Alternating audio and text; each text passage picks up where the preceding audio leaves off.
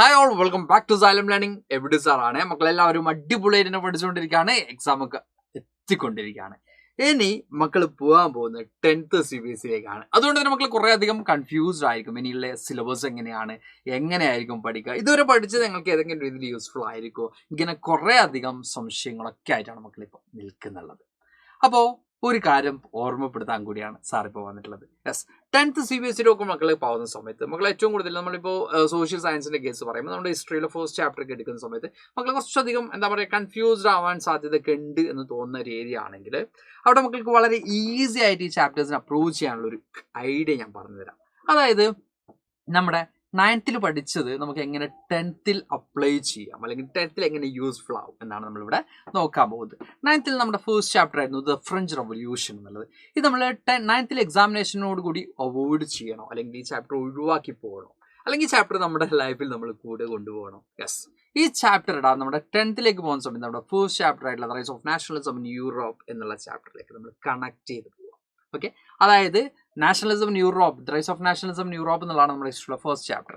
ഈ ഒരു ചാപ്റ്റർ നമ്മൾ തുടങ്ങുന്നത് നമ്മൾ 9th എവിടെയാണ് നിർത്തി വെച്ചത്, അവിടുന്നാണ് നമ്മൾ 10th ഈ ഒരു ചാപ്റ്റർ സ്റ്റാർട്ട് ചെയ്യുന്നത്.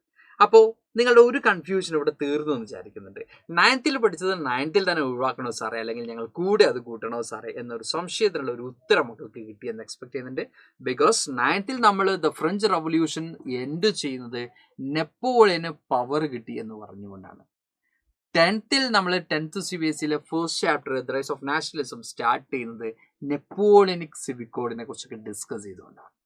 ഓക്കെ, നെപ്പോളിയന്റെ പവർ പോകുന്നതിനെ കുറിച്ച് പറഞ്ഞുകൊണ്ടാണ്. ഓക്കെ, അപ്പോൾ സ്വാഭാവികമായിട്ടും അതിനൊരു തുടർച്ചയുണ്ട്, അതിനൊരു കണ്ടിന്യൂഷൻ ഉണ്ട്. പക്ഷെ 9th നമ്മൾ ഫ്രഞ്ചിനെ കുറിച്ച് മാത്രമാണ് പഠിച്ചതെങ്കിൽ 10th പോകുമ്പോൾ നമ്മൾ ആരെ കുറിച്ച് പഠിക്കുന്നു? യെസ്, എൻ്റെ യൂറോപ്പിനെ കുറിച്ച് പഠിക്കുന്നു.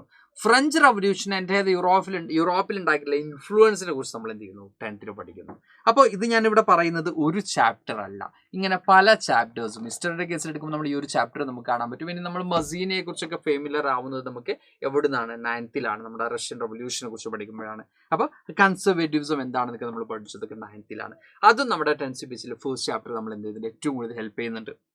ഓക്കെ, അപ്പോൾ നമ്മുടെ ഈ പറയുന്ന 9th പഠിക്കുന്ന പല കാര്യങ്ങളും നമുക്ക് 10th എന്ത് ചെയ്യാണ്ട് അപ്ലൈ ചെയ്യാണ്ട്, എസ്പെഷ്യലി നമ്മൾ ഈ 2 ചാപ്റ്റേഴ്സ് ഇമ്പോർട്ടൻ്റ് ആണ്. ഓക്കെ, അതിൽ തന്നെ ഫസ്റ്റ് ചാപ്റ്റർ ആയിട്ടുള്ള ഫ്രഞ്ച് റവല്യൂഷൻ 10th ഫസ്റ്റ് ചാപ്റ്ററിനെ വളരെ കണക്ട് ചെയ്തിട്ട് പോകാൻ പറ്റുന്ന ഒരു ചാപ്റ്ററാണ്. വളരെ എന്ത് ചെയ്യുന്നുണ്ട്? കണക്ഷൻ ഉള്ള ഒരു ചാപ്റ്ററാണ്, നമുക്ക് കാണാൻ പറ്റും. അപ്പോൾ ഇവിടെ നമുക്ക് ഫ്രഞ്ച് റവല്യൂഷൻ പഠിച്ചു. അപ്പോൾ നമ്മൾ ഇത്രയും ചാപ്റ്റേഴ്സാണ് 9th ഹിസ്റ്ററിയുടെ കേസ് ഞാനിപ്പോൾ ഇവിടെ ഒന്ന് ഓർമ്മിക്കുകയാണ്. നമുക്ക് ഇത്രയും ചാപ്റ്റേഴ്സ് ഉണ്ടായിട്ടുള്ളത്. ഇപ്പോൾ ഫ്രഞ്ച് റവല്യൂഷൻ ഞാൻ ഈ പറഞ്ഞതുപോലെ തന്നെ 10th നമുക്ക് കണക്ട് ചെയ്ത് പോകാനുള്ള ചാപ്റ്ററാണ്. അതേപോലെ തന്നെ നമുക്ക് കാണാൻ പറ്റും socialism Europe and Russian revolution. ഇതിൽ കണക്ഷൻ ഉണ്ടോ വെച്ചാൽ കൺസർവേറ്റീവ്സ് ഐഡിയോളജി, അതുപോലെ മസീനി, സീക്രട്ട് സൊസൈറ്റീസ്, ഇതൊക്കെ നമുക്ക് എവിടെ പഠിക്കാണ്ട്? 10th പഠിക്കാണ്ട്. അതുപോലെ തന്നെ ഫ്രഞ്ച് റവല്യൂഷൻ്റെ ജാക്കോബിൻ ക്ലബിനെ കുറിച്ചൊക്കെ നമുക്ക് എവിടെ പഠിക്കാണ്ട്? 10th പഠിക്കാണ്ട്. അപ്പോൾ ഈ 2 ചാപ്റ്റേഴ്സ് നമുക്ക് ഡയറക്റ്റ് ആയിട്ടും 10th പഠിക്കാനുണ്ട്. അല്ലെങ്കിൽ ഈ പറഞ്ഞ 2 ചാപ്റ്ററിൽ ഫ്രഞ്ച് റവല്യൂഷൻ ഡയറക്റ്റ് ആയിട്ട് തന്നെ പഠിക്കാണ്ട്, അതുപോലെ തന്നെ കുറച്ച് കാര്യങ്ങളൊക്കെ നമുക്ക് 2ാം ചാപ്റ്ററിൽ പഠിക്കാണ്ട്. ഇതുപോലെ തന്നെയാണ് നമ്മുടെ പൊളിറ്റിക്കൽ സയൻസ്, ഡെമോക്രസിയെ കുറിച്ചൊക്കെ നമ്മൾ പഠിക്കുന്നുണ്ട്. അത് നമ്മൾ 10th പോകുമ്പോൾ പവർ ഷെയറിംഗ് എന്നുള്ള ചാപ്റ്ററിലേക്ക് നമ്മൾ കണക്ട് ചെയ്യുന്നുണ്ട്. ഓക്കെ, അവിടെ പവർ ഷെയറിംഗിൽ ഈ പറഞ്ഞ ഡെമോക്രസിയുടെ ഇമ്പോർട്ടൻസും കാര്യങ്ങളൊക്കെ നമ്മൾ പഠിക്കുന്നുണ്ട്. അപ്പോൾ എല്ലാം ഈ പറയുന്ന രീതിയിൽ എന്താണ് കണക്റ്റഡ് ആണ് എന്നുള്ള ഒരു കാര്യം നമുക്ക് ഓർമ്മപ്പെടുത്തേണ്ടതുണ്ട്, മനസ്സിലാക്കി പോകേണ്ടതുണ്ട്. അതുകൊണ്ട് തന്നെ മക്കൾ എന്ത് ചെയ്യാം? 9th പഠിക്കുന്നതോടൊപ്പം തന്നെ ആ കാര്യങ്ങൾ 10th കൂടി എന്ത് ചെയ്യണം? ഓർമ്മിച്ച് പോകേണ്ടതുണ്ട്. അപ്പോൾ 10th കുറച്ചും കൂടി ഈസി ആവും. നമ്മൾ വണ്ടർ അടിച്ചിരിക്കേണ്ട ആവശ്യമില്ല, കുറച്ചും കൂടി ഈസി ആയിട്ട് നമുക്ക് എന്ത് ചെയ്യാൻ പറ്റും? യെസ്, ഇപ്പോൾ ഈ കുട്ടി വണ്ടർ അടിച്ചിരിക്കുകയാണോ അല്ലെങ്കിൽ വളരെ ഹാപ്പി ആയിരിക്കണോ? ഈ കുട്ടി ഹാപ്പി ആയിരിക്കണം. ഈ കുട്ടി എന്താണ് ആ 10th ബുക്ക് കാണുമ്പോൾ യെസ് ഇത് ഞാൻ 9th പഠിച്ചതിന്റെ തുടർച്ചയാണല്ലോ, ഇങ്ങനെ ആയിരിക്കണം എൻ്റെ മക്കളുടെ ഒക്കെ മനസ്സ്. ഇവിടെ ഈ കുട്ടി മാത്രമല്ല, ആ സറൗണ്ടിങ്സിലുള്ള എല്ലാ കുട്ടികളും ഹാപ്പിയാണ്.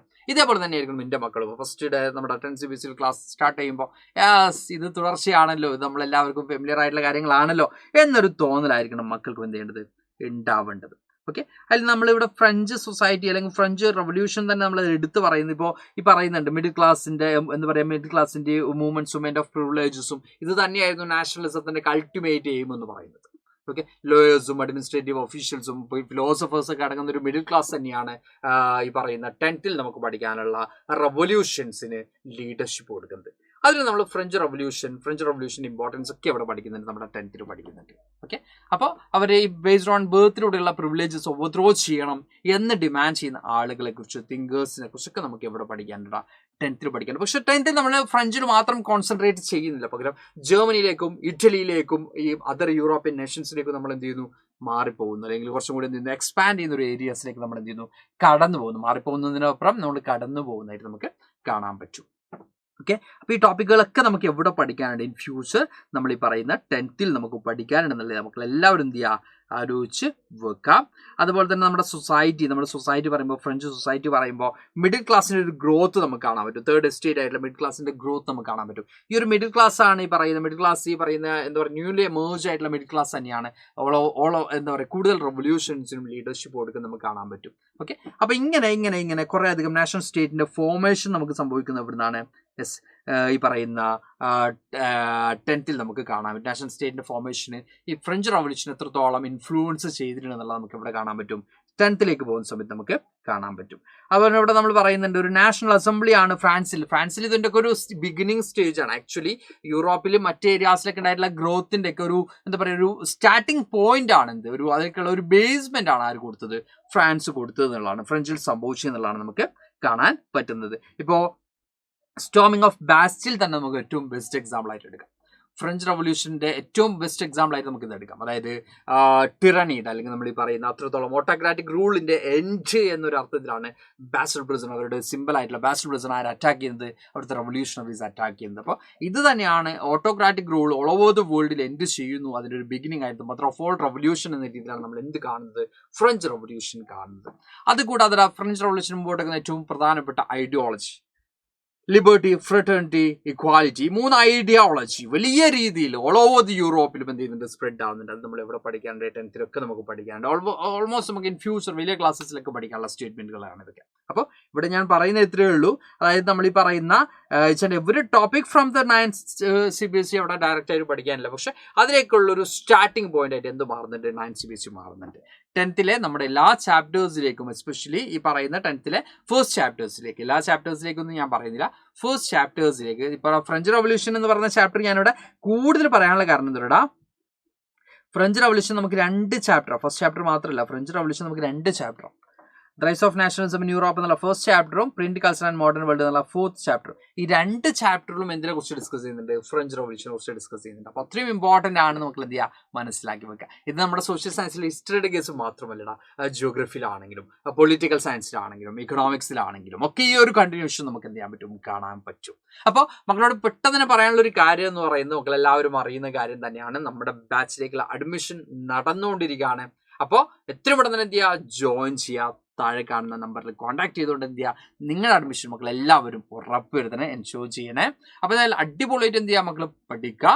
പ്ലസ് നമ്മൾ എത്രയും പെട്ടെന്ന് തുടങ്ങുന്നു അത്രയും ബെസ്റ്റാണ്. അപ്പോൾ നമ്മുടെ 9th പഠിച്ച കാര്യങ്ങൾ പാടെ നമ്മൾ മറക്കരുത്. അതിനെ ചിലതിനെങ്കിലും നമ്മൾ എങ്ങോട്ടേക്ക് കൊണ്ടുപോകാം, നമ്മുടെ 10th മക്കൾ എന്ത് ചെയ്യുക, കൊണ്ടുപോകാൻ ശ്രമിക്കുക.